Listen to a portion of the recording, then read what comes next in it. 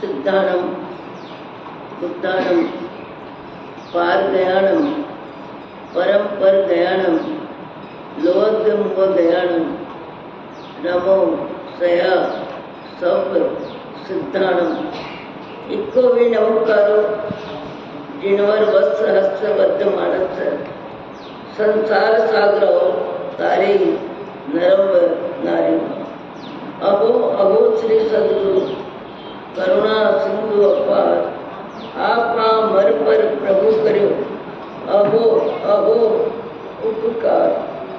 अनंत शुद्ध आत्माओं को नमस्कार। शुद्ध आत्मा स्वरूप प्राप्ति का लक्ष्य जिनका बन चुका प्रयत्नशील उन सभी साधकों को नमन नमन नमन। प्रभु परमात्मा देवाधिदेव भगवान महावीर स्वामी के शासन में राजस्थान की धरती कोटा शहर दादावाड़ी परिसर में आप हम सब सम्मिलित हैं अपने ही चेतन चिदानंद को जागृत करने के लिए।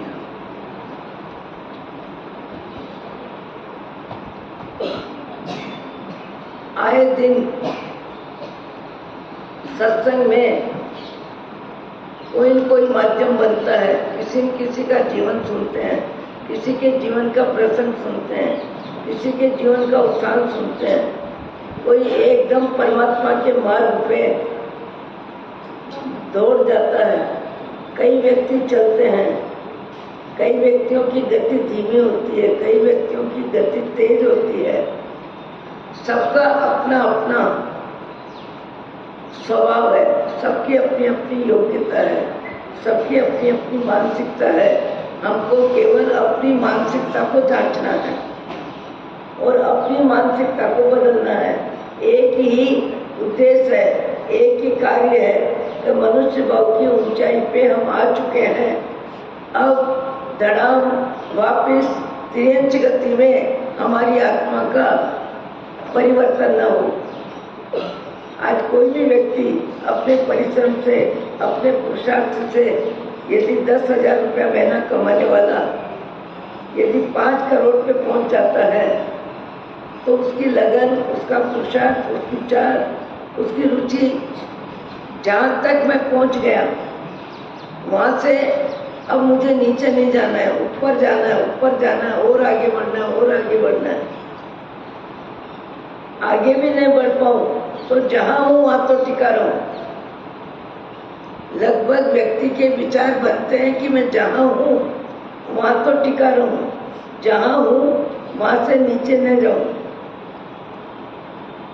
आपको, हमको, सबको यही संदेश भगवान महावीर का है, गौतम स्वामी का है, भगवान बुद्ध का है, रामकृष्ण महावीर का है कि हे आत्मन, तुम मनुष्य शरीर की ऊंचाई पे आ गए हो। 1,84 योनि से छुट्टी लेके मनुष्य भाव की ऊंचाई पे आ गए हो। अब तुम्हारे जीवन में मनुष्य का जो स्तर है वो कमजोर न हो। मनुष्य जीवन का स्तर नीचा न हो जाए। बाह्य जगत की ऊंचाई, बाह्य जगत का वैभव, बाह्य जगत का धन धान्य कहीं तुम्हें गुमराह न कर दे। वस्तु राग, व्यक्ति राग में जीवन कहाँ से फंसा है। एक बहन है, जीवन में गरीबी अमीरी सबके चलती है। कई 4 घर का काम करके भोजन करते हैं, कई अपने घर में दूसरों से काम करवाते हैं। सबकी अपनी अपनी पुण्य पाप की व्यवस्था है। एक महिला है 4 घर का काम करती है और काम करने के बाद अपने घर जाके रोटी बनाती है। पर जहाँ जहाँ भी वो काम करने जाती है वहाँ संपन्नता है, वहाँ वैभव है, वहाँ पैसे की अधिकता है, वहाँ भोजन में भी 4 चीज है, वहाँ फल भी है, वहाँ मेवा मिष्ठान भी है, कई जगह कई चीजें होती है। जब माँ काम करने के लिए जाती है तो साथ में बच्चा भी जाता है। बच्चा का शरीर बच्चे का है और बच्चे में भी मन की मांग होती है। एक परिवार में, एक घर में सबके लिए खीर बनी है, ये बहुत परिचित उदाहरण है आपका। और घर वाले सब सदस्य खीर खा रहे हैं, खीर सबको परोसी जा रही है। 8-10 जो भी घर के सदस्य हैं, पर एक काम करने वाली बाई के साथ जो बच्चा है, उस बच्चे का भी मन, उसकी आंख उस दृश्य की तरफ चला जाता है। वो भी देखता है सब खीर खा रहे हैं, मुझे भी खीर खानी है। खीर खाने का मन होता है, खीर खाने की इच्छा होती है, और माँ को धीरे से बोलता है, माँ मैं भी खीर खाऊंगा, माँ मुझे भी खीर चाहिए, माँ मुझे भी खीर चाहिए। माँ का भाग्य कमजोर था, पर भाव में स्वाभिमान, भाव में इज्जत और भाव में इतने पांव पसारी जैसी लांबी सोच। आज भी कई व्यक्ति कई जगह अपनी सीमा में जीते हैं। मैंने पदयात्रा में कभी कभी कई नौकरों को देखा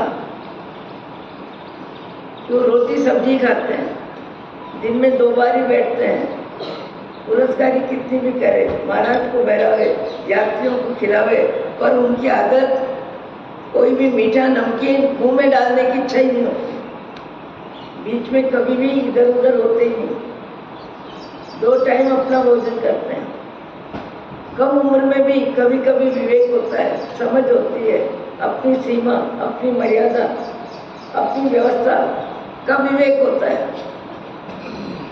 कोई 15-20 वर्ष का लड़का था, अब साधु साथ भी जहाँ रहते हैं वहाँ लखपति भी जाते हैं, करोड़पति भी जाते हैं, हजारपति भी जाते हैं, गरीब अमीर सब भावना बांधते हैं और अपनी अपनी शक्ति के अनुसार आग बहराने के लिए जाते हैं। और आग बहराने की प्रवृत्ति मंदिर वालों में है, तो बहराने के लिए जहाँ जाते हैं तो नौकर भी खड़ा तो रहता है और वो भी देखता है, वो भी बहराने में हाथ बटा देता है। तो मैंने एक रोज, मोती नाम था, केवल 15 से 18 वर्ष की उम्र थी।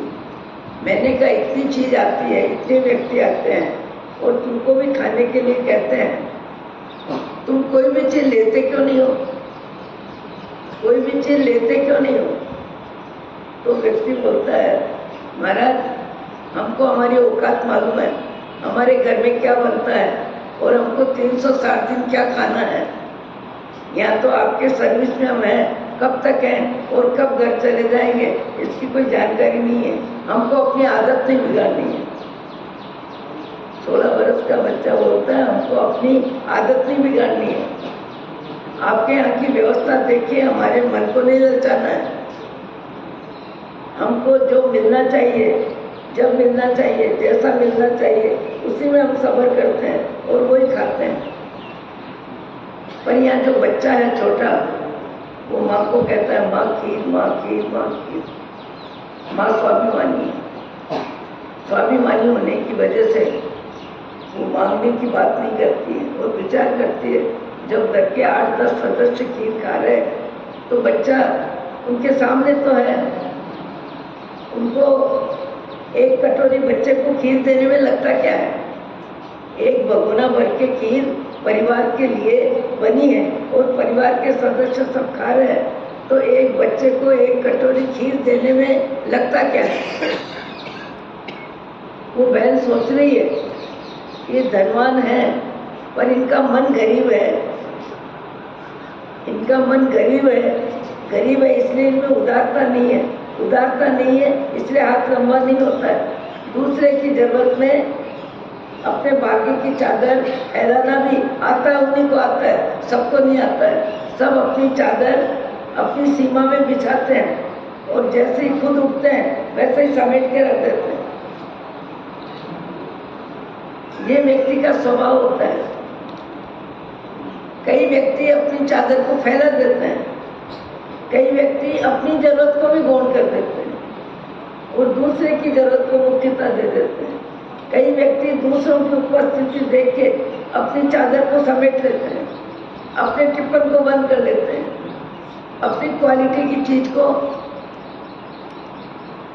सामने वाला न देखे उसी स्थिति में पहुंच जाता है। ये मनुष्य का मन है। वो बहन सोच रही है कि यदि इनको देना होता तो दे ही देते। भगोना भर खीर है, परिवार के सदस्यों में मोह है, मोह में उदारता है, अपनापन है, मनवार कर कर के खिला रहे हैं। और जिस बच्चे में अपनापन नहीं है उसको देने की रुचि नहीं है। क्यों नहीं रुचि नहीं है? मैत्री भाव नहीं है, करुणा भाव नहीं है, उदारता नहीं है, और जीवन में इंसानियत नहीं है। इंसानियत भी नहीं है, वो महिला समझ रही है। और बच्चा मांग करता जा रहा है और मांग करता जा रहा है। उसने काम किया और बच्चे की उंगली पकड़ी और घर चलने लगी। फिर वो रोने लगा तो 2 थप्पड़ मारी। थप्पड़ मारी क्यों? अपने भाग्य की कमजोरी को देख के उसे मानसिक दुख हुआ और बच्चे की मैं इच्छा पूरी नहीं करती हूँ। घर पहुंच गई और घर पहुंचने के बाद बच्चे की आवाज अड़ोस पड़ोस को सुनाई देती है। पहले मकानों में ऐसी पौड़ी होती थी, ऐसे मकान होते थे, 4 किराएदार आमने सामने रहते थे, एक दूसरे से हंसना बोलना होता था, एक दूसरे के साथ आना जाना होता था। गरीब आदमी अमीर आदमी के कमरे में, हॉल में, पंखे में जाके बैठ जाता था। मुझे याद है बचपन कि नीचे जो माड़ी पूजा कर्मचारी रहते थे, ऊपर रहने वाले परिवार के सदस्यों में सब्जी जितनी भी बचती थी सब नीचे चली जाती थी। और नीचे रहने वाले कहते थे हमको रोटी बनानी है, सब्जी तो ऊपर से आ जाएगी। तो ऐसे भी सामूहिक परिवार की तरह एक मकान में कई सदस्य रहते थे। अभी तो फ्लैट सिस्टम ऐसा है, एक दूसरे को एक दूसरा दिखाई न दे। ये समय की व्यवस्था है, जो भी अपने को मतलब नहीं इससे। वो बहन अपनी जगह पहुंच जाती है और पहुंचने के बाद उसकी आवाज पड़ोस में बहनें सुनती है, अरे बच्चा रो तो रहा है, बच्चा रो तो रहा है। वो फिर आंसू निकालती है, बच्चा क्या रो रहा है? मैं मेरे भाग्य को रो रही हूँ कि तेरे भाग्य में क्या हुआ। उसने बताया ऐसे ऐसे व्यवस्था बनी। पड़ोसन कहती है, अरे क्या बच्चे को रुलाती, इतनी सी चीज के लिए। बच्चे को कहते चुप हो जा, माँ को कहते जल्दी काम करने जाना मत। अपने एक मकान में 4 किराएदार है। वो किसी से चावल लिए, किसी से दूध ली, किसी से शक्कर लिया। और चावल, दूध, शक्कर तीनों चीज पड़ोस में रहने वाली महिमा, जिसकी कोई जवाबदारी नहीं, जिसने खीर देखी नहीं, खीर बनाई नहीं, खीर खाई नहीं, पर सुन के उस बहन ने तत्काल चावल, दूध और शक्कर की व्यवस्था जमा दी। खीर बन गई और खीर बनने के बाद बच्चा खाने के लिए बैठे, इसके लिए माँ ने थाली रख दी और खीर का भगोना रख दिया और कहने लगी अब मैं काम करने जाती हूँ, तू अब खीर खाना। भाव जगत कब बदलता है, कितना बदलता है, कैसे बदलता है। रो रो के खीर बनवाई, अपने लिए खीर बनवाई। माँ ने पड़ोस की सुविधा सहयोग से खीर बना के छोड़ी और तत्काल बहुत दूर से एक मुनि दिखाई देते हैं और मुनि दिखाई देते हैं। वैसे ही बच्चे का मन मुनि के दर्शन में चला गया और मुनि आते जा रहे हैं, आते जा रहे हैं। वैसे ही बच्चे के भाव में भौलास आ रहा है, वो मुनि के दर्शन हो रहे हैं, कोई मुनि आ रहे हैं और आहार की व्यवस्था का समय है। अपने जैसे ही मुनि आते हैं वैसे ही भावना में खीर बहराने का भाव आया और इतना भाव आया, मुनि कह रहे हैं बस बस बस। उसके भाव में इतनी तीव्रता है, इतनी लगन है, इतना भावोल्लास है कि पूरी की पूरी खीर मुनि को बहरा दी। पूरी की पूरी खीर मुनि को बहरा दी। आप इस तरह के उदाहरण सुन के कोई काम में मत लेना। नहीं, साधु साधी एक साथ में खीर क्या खाएंगे, कितनी खाएंगे। और घर वालों के लिए परेशानी पैदा मत कर देना। कभी कभी ऐसा भी होता है कि बड़ों का दिल ज्यादा होता है। कई बच्चे कहते हैं महाराज साहब हमारी मम्मी को महाराज लोगों को देना इतना अच्छा लगता है, कभी कभी तो हमारे लिए भी नहीं बचता है। कभी कभी छोटे बच्चे बोलते हैं कि महाराज आ जाए तो बस।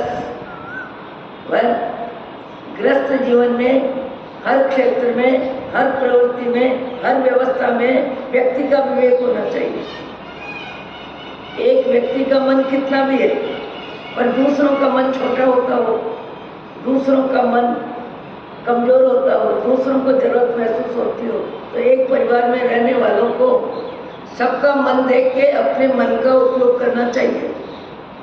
केवल अपने मन को महत्व नहीं देना चाहिए। जो केवल अपने मन को महत्व देता है, भले दान है, भले सब्जी है, भले मुसाफरी है, भले मेहमान है, कोई भी है, संयुक्त परिवार में जीने वाले को सबकी व्यवस्था, सबका दिल, सबकी भावना, सबकी जरूरत सब महसूस करके जो चलता है, वो व्यक्ति परिवार में सफल होता है। और परिवार में सफल होना आसान नहीं है। और परिवार में जो सफल होता है वो भगवान के मार्ग में भी आगे बढ़ जाता है, क्योंकि मैत्री भाव, करुणा भाव, परोपकार भाव, बांट छूट के खाना, बैकुंठ में जाना बचपन से सुनते आए। तो ऐसी स्थिति में खीर बन गई, मुनि आ गए, खीर बनाने में बहुला सितना का अपनी जरूरत दिमाग से निकल गई। अपनी जरूरत लगभग व्यक्ति के दिल दिमाग में रहती है, बैठने में भी रहती है, खाने में भी रहती है, सोने में भी रहती है, व्यवस्था में भी रहती है, अधिकार में भी रहती है, अपनी उपयोगिता में भी रहती है। आप सब अनुभव करते हो, हम लोग भी अनुभव करते हैं। जब छोटे से गांव में किसी स्कूल के कमरे में जाते हैं तो जाने के बाद सब 5 साल 10 साल के जितने भी खड़े होते हैं सब आँख घुमाते हैं और आँख घुमा के अपना आसन, अपना खलता रखते हैं। कई व्यक्तियों का नेचर होता है कि सुविधा की जगह पहले अपन ले लें। कई व्यक्तियों की व्यवस्था होती है मानसिक कि सुविधा पहले दूसरों को लेने दो, फिर आखिर में अपन ले लेंगे। ये मनुष्य का मन है। लोभी, लालची, स्वार्थी व्यक्ति अपने मन को बोध नहीं करेगा, अपने मन को मुख्यता देता है, चाहे समाज हो, चाहे परिवार हो, चाहे अधिकार की सोच हो, चाहे कार्यकर्ताओं की टीम हो। कार्यकर्ताओं की टीम में भी एक व्यक्ति मुख्य ऐसा होता है जो सबको लेके चलता है, सबके साथ व्यवहार करता है, सबका दिल दिमाग में ध्यान रखता है। एक व्यक्ति कभी कभी कहीं हम तो पदयात्री हैं, सब तरह के व्यक्ति मिलते हैं। एक ऐसे अच्छे व्यक्ति हैं, सज्जन है, सब कुछ है, और हर बात में मैं ऐसा करता हूँ, मैं ऐसा करता हूँ, मैं ऐसा करता हूँ, मैं ऐसा करता हूँ। मैंने उनको कितनी बार कहा कि आप संघ के बड़े व्यक्ति हैं, संघ के संचालक हो, और आपकी कमेटी है, आपकी कार्यकारिणी है, आप मैं क्यों करते हो? आप ये कहा करो हम ये काम करते हैं, हम ये काम करते हैं, हमारी टीम ये काम करती है, हमारा संघ ये काम करता है, हमारा परिवार ये काम करता है, हमारे परिवार को ये लाभ मिला है, हमारे परिवार की ऐसी भावना बनी है। जो व्यक्ति सबको लेके चलता है वो सबके दिलों में स्थान बनाता है। जो व्यक्ति सबको लेके चलता है उसको सबसे सम्मान मिलता है। सबको लेके चलना ये भी व्यक्ति की क्षमता होती है। वो भाई साहब बहुत अच्छे थे, पर उनका एक नेचर सा आदत बन गई थी, मैंने कहा आप मैं करोगे तो कहीं मैं करने वाले बकरी मत बनना।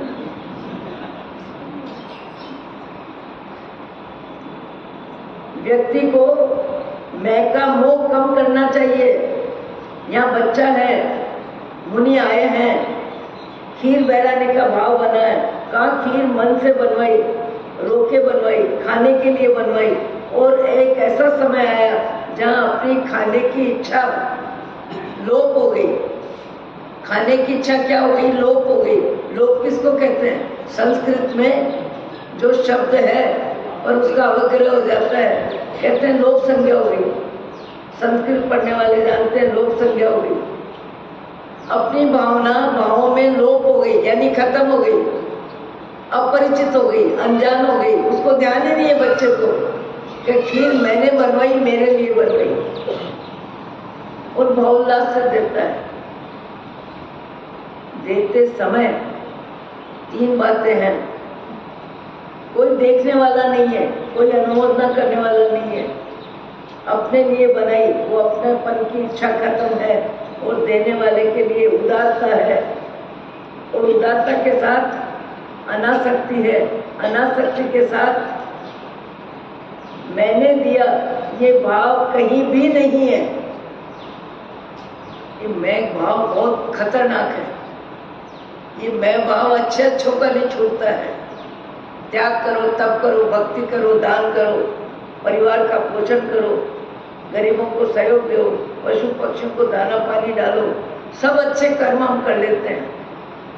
अच्छे कर्म हम बहुत कर लेते हैं, पर हमारे भाव जगत में मैं भाव लोप नहीं होता है। मैं भाव लोप नहीं होता है।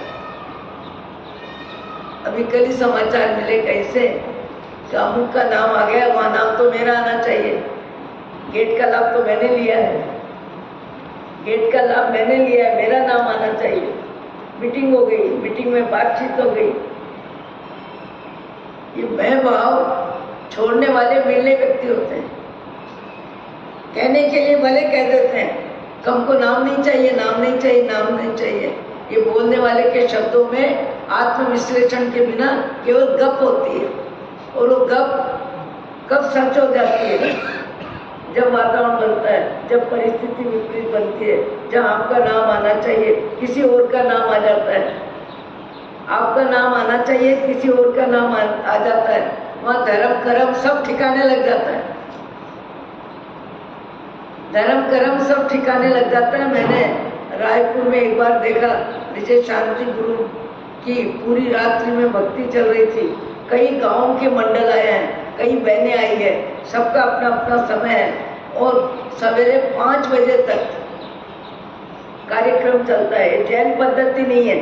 जैन पद्धति के अनुसार रात्रि में पूरे समय भक्ति होना जैन दर्शन की मान्यता नहीं है।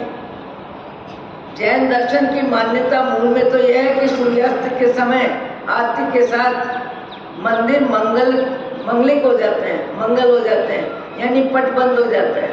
फिर 9 बजे तक चला, 10 बजे तक चला, और अभी तो रात को 12 बजे तक, 2 बजे तक, 4 बजे तक भक्ति चलती रहती है। कोई सोता रहता है, कोई बैठता रहता है, कोई नाचता रहता है, और कहीं कहीं तो मर्यादा भी लोप हो जाती है। स्त्री और पुरुष दोनों एक साथ नाचने लग जाते हैं।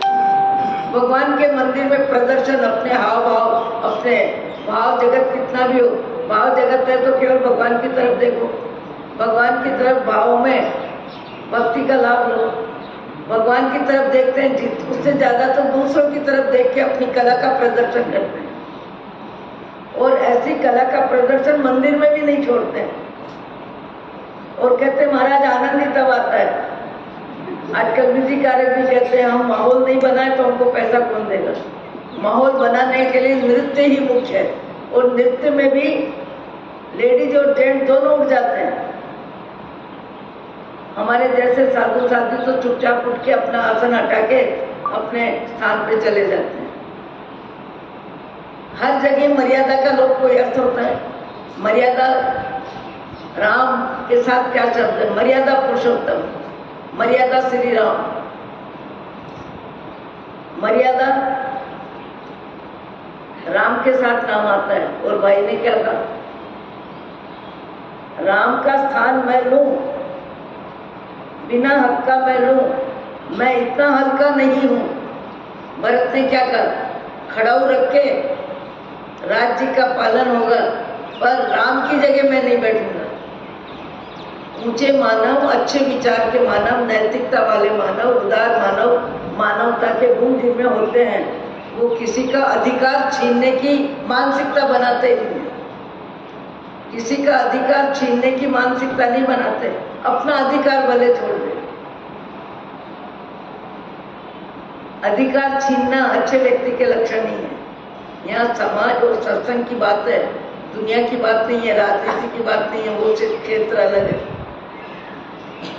यहाँ परिवार में, समाज में शांति से जीना, अच्छे से जीना, आत्मीयता से जीना, परोपकार में रुचि रख के जीना, एक दूसरे के साथ आत्मीयता का विस्तार होना, वो दृष्टिकोण है। मैं देखती रह गई कि 5, 5:30 बजी होगी, 5-6 मंडल थे, किसी का नंबर 2 बजे, किसी का नंबर 1 बजे, किसी का नंबर 12 बजे। आने वाले कई गांव के बच्चे, लड़के, लड़कियां, औरतें, अब जिसका नंबर जब आएगा, बाहर शहर में आने का मौका मिल गया, कोई होटल जा रहा है, कोई नाश्ता कर रहा है, कोई पिक्चर देख रहा है, हमारा नंबर आएगा तब जाएंगे। धर्म के नाम पर क्या क्या नाटक चलता है आजकल संसार में। 5:30 बजे जब रिजल्ट आया, इतना हल्ला, इतना हल्ला, इतना हल्ला। हम लोगों का 14 समाज था। मैंने कहा इतना हल्ला किस बात का? कि गायन कला में नंबर हमारा बनाना चाहिए था, नंबर में दूसरे का नाम आ गया। दूसरे का नाम आते ही रिश्तेदारी, परिचय, प्रसिद्धि सब दूर रही और सब बहनों का ग्रुप कार्यकर्ताओं से झगड़ा करने लगे, लड़ने लगे। आवाज तेज हो गई, हमारा अधिकार है, हमारा नंबर आना चाहिए था, आप देखो फिर से करो। आखिर फिर से जांच करवाई और जांच करवा के जिनका नंबर आया था, जो हंस रहे थे, उनको बैठाया और स्वयं ने ताली बजाने लगी। ऐसे विचारों की व्यवस्था यदि होती है तो हम आकृति के मानव हैं, प्रकृति में मानवता नहीं है। अधिकार छीनना, अधिकार लेना अच्छे इंसान का लक्षण नहीं है। अपना अधिकार छोड़ देना, अपनी जरूरत कम कर देना, दूसरे की जरूरत में हाथ लंबा कर देना, वो इंसानियत होती है। और जहाँ इंसानियत होती है वहाँ समाज में, परिवार में, पड़ोस में संप रहता है, प्रेम रहता है, आत्मीयता रहती है। नहीं तो घर में भी 2 सदस्य एक साथ रोटी खाते हैं, एक मकान में रहते हैं, पर एक मकान में रहने के बाद भी उनका चेहरा एक दूसरे से मिलता नहीं है। आपको के कैसे? मैंने कई बार देखा है। मैंने कहा साधु का जीवन घुमक्कड़ होता है। एक कार है, 2 बहनें हैं, 2 बहनें 2 खिड़की में देख रही है, एक इधर देख रही है, एक इधर देख रही है। 4 मिले 64 खिले। नारी जाति 4 बहन मिले बात नहीं करे, ऐसा होता है क्या? बात कौन नहीं करे? बनती नहीं है। एक दूसरे के बोलचाल बंद है। एक कार में जाना पड़ रहा है, जहाँ जाना है वो भी जगह एक है, कार भी एक है। ससुर जी ने या पति ने जिसने कह दिया तुम दोनों जाओ, अब बात करना नहीं है, तो एक इधर खिड़की में देख रही है, एक इधर खिड़की में देख रही है। मेरे को दूसरे साथी जिनका ये क्या है, मैंने कहा ये द्वेष का तमाशा है, ये द्वेष भाव की अभिव्यक्ति है, ये मन मुटाव का खेल है, ये विचार भेद का फोटो है। यहाँ आत्मीयता का विस्तार नहीं है, यहाँ अपनेपन का व्यवहार नहीं है, यहाँ एक दूसरे के प्रति भाव में कटुता है, भाव में निर्मलता नहीं है, अपनापन नहीं है। मेरे मन को जांचना, मैं अपने मन को जांचूं, आप अपने मन को जांचो। दूसरों के मन में झांकना पाप का बंध है। तू तारू संभाल मुखिया और जंजाल, तू तेरे को देख, तेरे स्वभाव में कहाँ गलती है, कितनी गलती है, कैसी गलती है।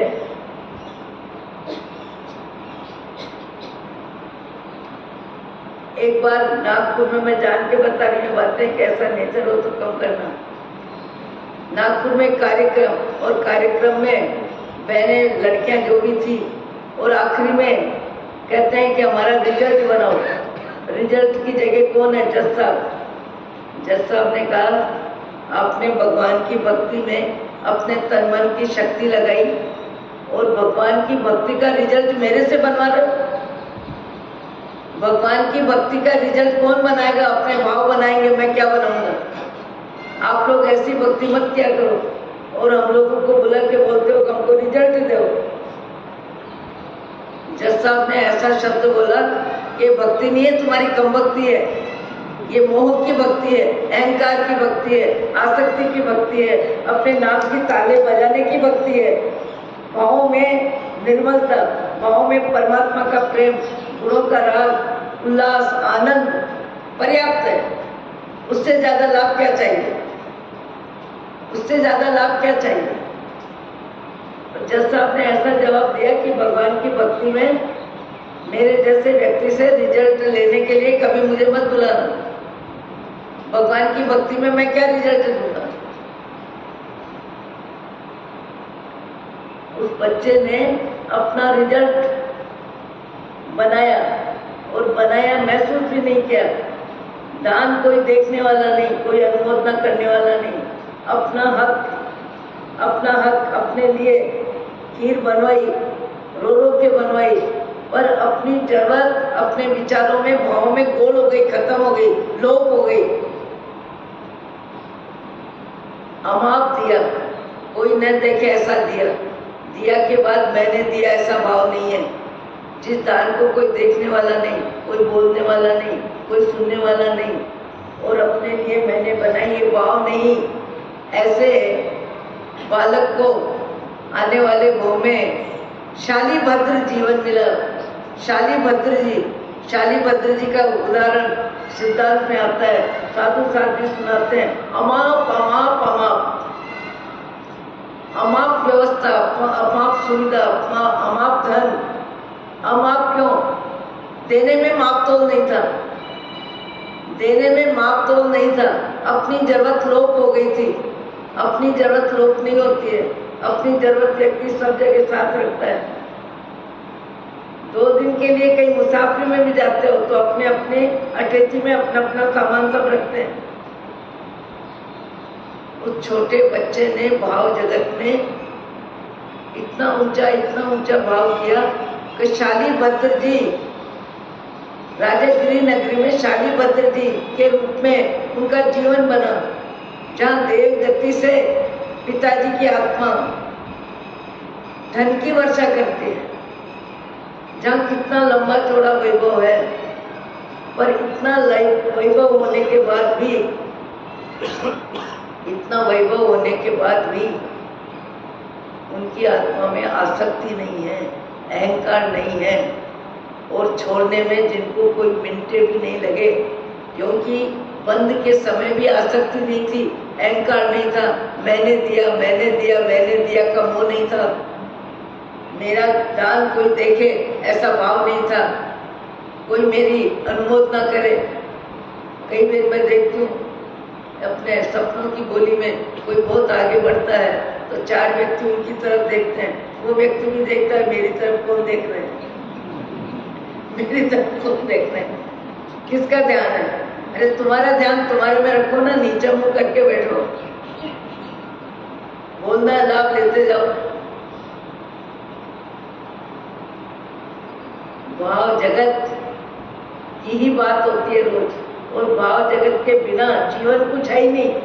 सब कुछ भाव जगत है, और अपना भाव जगत ही अपना भाव परिवर्तन करेगा। अपना भाव जगत ही अपने को तिरंज गति से छुट्टी देगा। अपना भाव जगत ही समाज में, परिवार में, पड़ोस में, सब में अपने को अच्छे इंसान की इज्जत दिलाएगा। अपना भाव जगत ही अपने को, और भाव जगत में लगन जिसकी जिसमें होती है, उस बच्चे की लगन कैसी बनी। आज भी संसार में जिसकी जिसमें लगन होती है वो व्यक्ति उस कार्य में लगा रहता है। आज आप हम सब व्याख्यान सुनते हैं, व्याख्यान देते हैं, पर मुझे अपने जीवन में सद्गुण बढ़ाना है, ऐसी लगन जिसको लगती है, लगन जिसको लगती है वो दुर्गुणों को खदेड़ता है और सद्गुण बढ़ाता है। पर कब? जब लगन हो।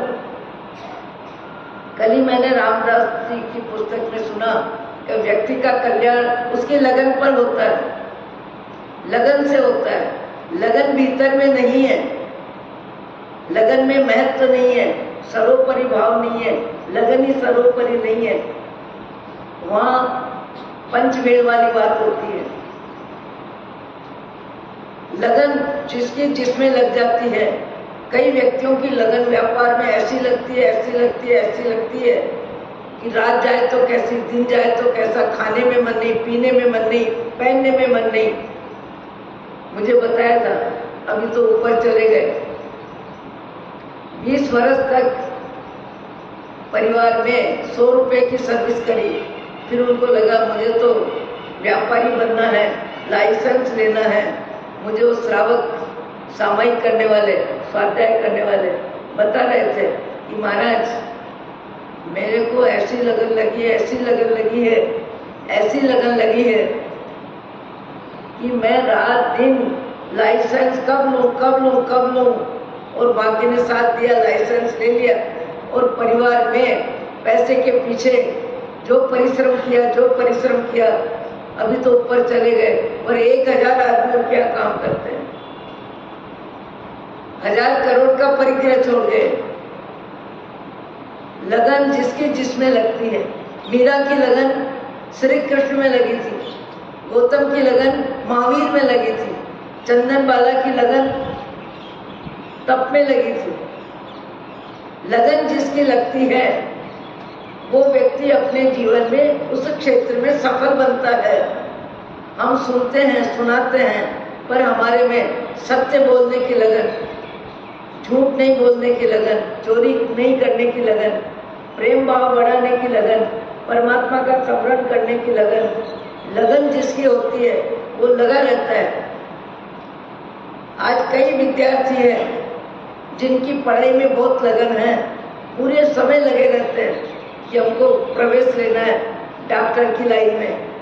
एक बहन मुझे बता रही थी कि मेरा बेटा को बहुत समझा दिया, समझ ही नहीं रहा है। और बहन बार बार आंसू निकाल रही है, बार बार आंसू निकाल रही है। क्यों? कि मेरी शादी में मेरा भाई नहीं आ रहा है, मेरी शादी में मेरा भाई नहीं आ रहा है। और माँ बाप भी कोशिश कर रहे हैं। बेटा विदेश है, वो कहता है माँ मेरी पढ़ाई बहुत जरूरी है, मैं एक दिन पढ़ाई छोड़ नहीं सकता हूँ, मैं यहाँ से शुभकामना कर दूंगा, कार्यक्रम देख लूंगा, और मैं आऊँगा नहीं। और बहन के टपाटप आंसू आ रहे हैं। और ज्यादा ही कहा तो भाई कहता है तेरी शादी नहीं देखूंगा तो क्या हुआ, मेरी शादी होगी तब मैं देख लूंगा, मेरी शादी होगी तब मैं देख लूंगा। लगन इसको कहते हैं। लगन जिसकी जिसमें होती है वो उसमें लगा रहता है। कई व्यक्ति आज भी भगवान के नाम स्मरण में जिनकी लगन होती है वो लगे ही रहते हैं। लगन होती है वहाँ व्यक्ति लगा रहता है। जहाँ लगन नहीं होती है वहाँ औपचारिकता होती है, व्यवहारिकता होती है, आधा मन होता है। देना पड़े इसलिए देते हैं। समाज में बैठे हैं, परिवार में बैठे हैं, हमारी भूमिका है, हमें देना पड़ेगा इसलिए देते हैं। अधिकतर अच्छे कार्यों में व्यक्ति का अधूरा मन होता है। अधिकतर पुण्य कार्यों में, परमात्मा की भक्ति में, दान में, शील में, तप में, सब में अधिकतर अधूरा मन होता है। पूरा मन जिसका जिसमें होता है उसको लगन कहते हैं। पूरा मन जिसका जिसमें होता है उसको लगन कहते हैं। लगन अनेरी लगी। हमारी लगन किसमें है? हमारी लगन किसमें है? लगन मीरा की लगी, सूरदास जी की लगी। और लगन लगी किसको? तुलसीदास जी को। और कब लगी? किस समय लगी? किस शब्द से लगी? किसके शब्द से लगी? संत तुलसीदास बन गए, रामायण लिख दी, मन बदल गया, पूरी तरह लगन राम में आ गई, राम की भक्ति में आ गई, राम के गुणों में आ गई। और निमित्त क्या बना? लगन बदली, लगन बदली। पर लगन बदलने में निमित्त क्या बना? अति मोह में पागल, पत्नी के रंग रूप में पत्नी का साथ चाहिए, पत्नी आगे पीछे चाहिए, जहाँ देखो वहीं पत्नी चाहिए, जहाँ देखो वहाँ पति चाहिए। आजकल तो एक दूसरे के बिना कोई लगभग जाते नहीं है। जैसे अटैची पीछे जाती है वैसे पति पत्नी एक दूसरे के पीछे जाते हैं।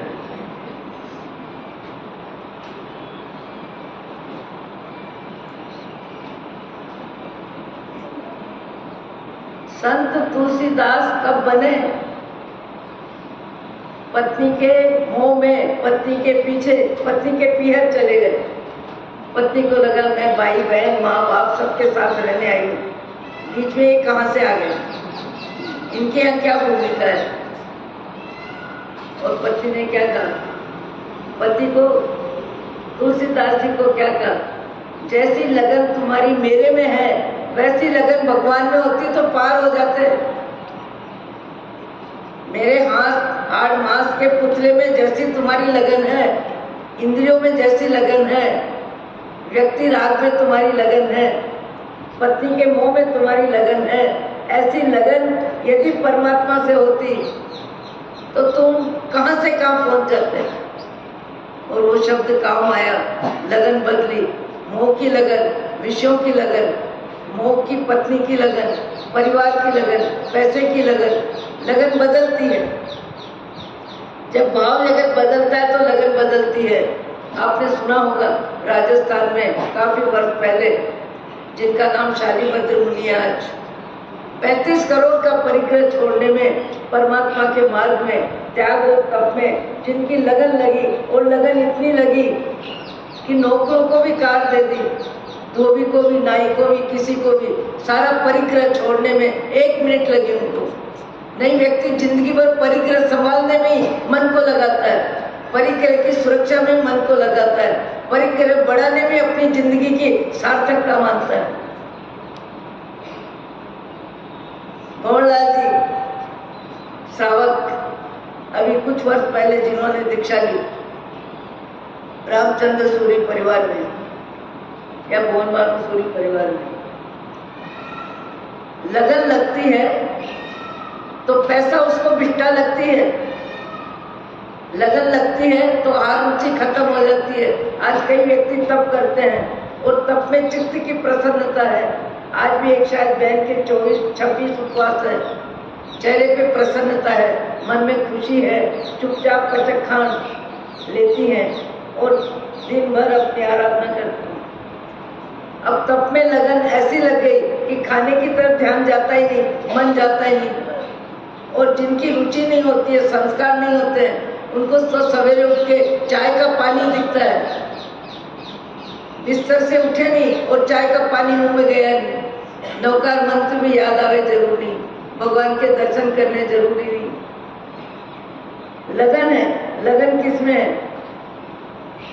जिसकी लगन जिसमें होती है उस लगन में व्यक्ति लगा रहता है। लगन है सिगरेट पीने की तो 3 डिग्री बुखार में भी सिगरेट फूंक लेता है और 100 डिग्री बुखार में भी भगवान के दर्शन छोड़ देता है, सामायिक छोड़ देता है। वहां लगन नहीं है, वहां औपचारिकता है, व्यवहारिकता है, आधा मन है, चौथाई मन है। पूरे मन से जो कार्य करता है व्यक्ति, उसमें उसको सफलता मिलती है। लगन, हमारी लगन कब लगेगी? कल एक पद श्रीमद का गा रहे थे हम लोग, उसमें आ रहा था देवचंद जी महाराज के स्तवन में, मान अपमान चित्त समगणे, समगणे कनक पाषाण रे, वंदक निंदक समगणे, ए वो होय तू जान रे। हे आत्मन, तुम्हारा भाव जगत इतना ऊपर उठे, इतना ऊपर उठे, निंदा और प्रशंसा में तुम्हारा चित्त समान हो जाए। मान अपमान चित्त समगणे। आज भी संसार में ऐसे बिल्ले व्यक्ति है जिनका भाव जगत परमात्मा के निकट अपने भाव में जा रहा है। मान अपमान चित्त समगणे, समगणे कनक पाषाण रे, वंदक निंदक समगणे। दोनों में समता। अपूर्व अवसर है वो प्यारे अवसर। हमारे जीवन में कभी ऐसा समय आएगा कि क्रोध का वातावरण मिले और हम समता में रह जाएं, खाने के पकवान सामने पड़े हो और हमारी रसना का रस उस तरफ न जाए, धन का ढेर हो पर झूठ बोलने में हमारी रुचि न हो, चोरी करने में हमारी रुचि न हो, हमारी रुचि किसी के रंग रूप देखने में हमारी आंख ललचाए नहीं, किसी का धन देख के हमारा मन बेचारा बावड़ा बने नहीं, किसी का सम्मान देख के हमारा मन भीतर ही भीतर रोए नहीं। अपना अपमान और दूसरे का सम्मान दोनों को स्वीकार करने में व्यक्ति की मानसिकता कभी कभी सहज बन जाती है। आप लोगों ने नाम सुना होगा, मैंने तो बहुत निकट से देखा उनको, सागरमल जी साहब, शाजापुर वाले, जो बनारस विश्वविद्यालय में प्रोफेसर थे, जैन दर्शन के प्रकांड विद्वान। अभी वर्तमान में जैन दर्शन के प्रकांड विद्वान श्वेतांबर परंपरा में, दिगंबर परंपरा में तो है, और श्वेतांबर परंपरा में 5 से 5 ऊपर चले गए। सुखलाल जी भी नहीं है, बेचरदास जी भी नहीं है, सागरमल जी भी नहीं है, और भी 2 नाम है। पर वो सागरमल जी का जीवन इतना ज्ञान में ओतप्रोत था कि एक समय, मैंने पहले भी बोला है, एक समय ऐसा आया कि उनको बनारस विश्वविद्यालय की जो शोध संस्था, उसमें उनको डायरेक्टर बनाया गया, उनको बैठाया गया, उनको बैठाया, पर जो उठा वो तो उठ गया, उसका स्थान बदल गया। पर उसके भतीजे को इतना क्रोध आया, इतना क्रोध आया, इतना क्रोध आया कि मेरे चाचा जी का स्थान रिक्त हो गया और उस स्थान पर ये आ गए। कभी कभी व्यक्ति क्रोध में अंधा हो जाता है, लोभ में अंधा हो जाता है, विषांत, क्रोधांत, लोभांत। अंधा किसको कहते हैं? जिसको विवेक जीरो हो जाता है, जिसकी समझ शून्य हो जाती है, जो पशु से भी गया बीता जिसका मन हो जाता है, उसके लिए ऐसे शब्द आते हैं। उस व्यक्ति को अति क्रोध, अति क्रोध, अति क्रोध आया। अति क्रोध में व्यक्ति का दिल दिमाग ठिकाने नहीं रहता है, शब्द व्यवस्थित नहीं रहते हैं, सामने कौन है ध्यान नहीं रहता है। अति क्रोध में व्यक्ति परम बुद्धू बन जाता है, भले बुद्धिमान कितना भी हो। क्रोध की अधीनता, लोभ की अधीनता, विषयों की अधीनता व्यक्ति को बेहोश कर देती है पूरी तरह। अंधा शब्द दे दिया और तो क्या। वो भतीजे को इतना क्रोध आया, इतना क्रोध आया कि उसने छोटे छोटे जूतों की माला लाके आगे सम्मान का कार्यक्रम था, पीछे से उनके गले में डाल दिया। सागरमल जी साहब के चित्त में, विचारों में, चेहरे में कहीं परिवर्तन नहीं। सामने देखने वाले देखते रह गए। और क्या बोले, माला माला है, फूल की हो कि मांस की हो, फूल की हो कि जूते की हो, माला माला है, इससे ज्यादा कुछ नहीं। और उसकी तरफ देख के मुस्कुराए और मुस्कुरा के कहने लगे, चिंता मत कर, कोई बात नहीं। क्योंकि उसको डांट फटकार तो पड़नी थी ना दूसरे तृटियों से। उसको कहा जा जा जा, तुम चल जाए यहाँ से, अब यहाँ मत ठहरो। और तृटियों को कहा कुछ भी मत सोचो, हमको उस अवस्था में जाना है। मान अपमान चित्त समगणे, समगणे कनक पाषाण रे, वंदक निंदक समगणे, ए वो बोल तू जान रहे। आज हमारे महामानव जितने हो गए, महापुरुष जितने हो गए, सबने इस तरह की परीक्षा दी है और सब परीक्षा में उत्तीर्ण हुए हैं। सुदर्शन सेठ का उदाहरण कितनी बार सुन लिया, पूरे शहर में घुमा दिया और अपराधी की तस्वीर के रूप में उनकी पहचान बना दी। उसके बाद भी उनका मन एकदम सहज, एकदम शांत, और अपराधी के रूप में जिन्होंने दंड दिया उसके प्रति भी आत्मीय भाव, उसके प्रति भी अपनापन का भाव। जहां तक देवों का आसन हिल गया कि सुदर्शन सेठ जैसे निर्दोष व्यक्ति में जिस तरह की अपराधी की फोटो खींची है, अपन रक्षा नहीं करेंगे तो कौन करेंगे। सूली का सिंहासन हुआ, देवों ने बनाया, पर परीक्षा देने वाले परीक्षा में उत्तीर्ण होते हैं। सागरमल जी साहब को अभी देहांत हो गया उनका कुछ समय पहले। वो बताते थे, मैं जब भी बनारस जाता हूँ सबसे पहले वो व्यक्ति मेरे पांव छूता है, मेरे तक आता है, जबरदस्ती मेरे को अपने घर ले जाता है, चाय नाश्ता कराए बिना तो मानता ही नहीं है।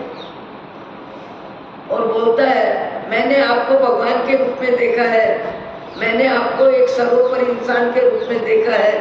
आपने अपमान और सम्मान दोनों को पचा लिया है, दोनों को ओम शांति एक समान कर दिया है।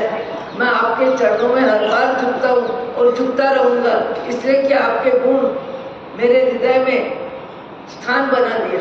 मैंने जितनी बड़ी गलती करी उतनी आप में क्षमा, जितनी बड़ी मैंने गलती करी उतनी आप में क्षमा।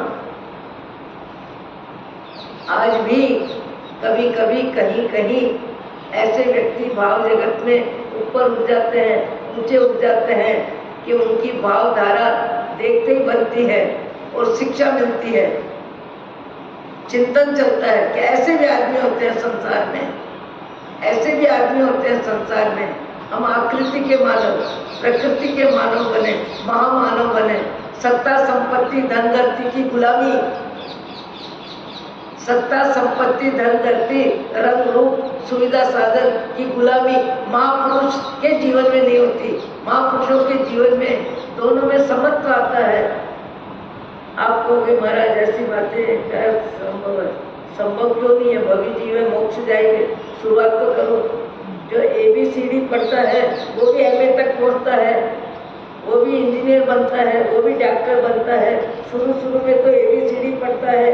3 बरस का बच्चा स्कूल जाके क्या शुरू करता है? 3 बरस का बच्चा, 2.5 बरस का बच्चा स्कूल में जाके क्या शुरुआत करता है? और 15-20 बरस में कहाँ से कहाँ पहुंच जाता है? पहुंचता है अपनी लगन, उसकी लगन ही उसे पहुंचाती है। लगन अपनी अपनी होती है। आपकी जिसमें लगन होगी उसी में प्रोग्रेस होगी। आपको परिवार के प्रेम में लगन है, अनासक्ति में लगन है, उदारता में लगन है, सेवा भावना में लगन है, काम काज में तेरा मेरा नहीं करना, इसमें लगन है। आपकी जिसमें लगन होगी वो लगन परिवार में, समाज में, पड़ोस में दिखानी नहीं पड़ती है, दिख जाती है। एक व्यक्ति अपनी जरूरत छोड़ के दूसरे के लिए हाथ लंबा करता है। नौकरानी है और मालकन के हाथ में दूध का गिलास है और वो घर जा रही है, काम कर दिया जल्दी जल्दी, बोले मेरे बेटे को बुखार है इसलिए मैं घर जाती हूँ। वो सेठानी दूध का गिलास तत्काल कहती है अरे बुखार आ रहा है, तो फिर उसको क्या देंगे? ले ये 2 फल ले, ये दूध का गिलास ले, घर लेके जा।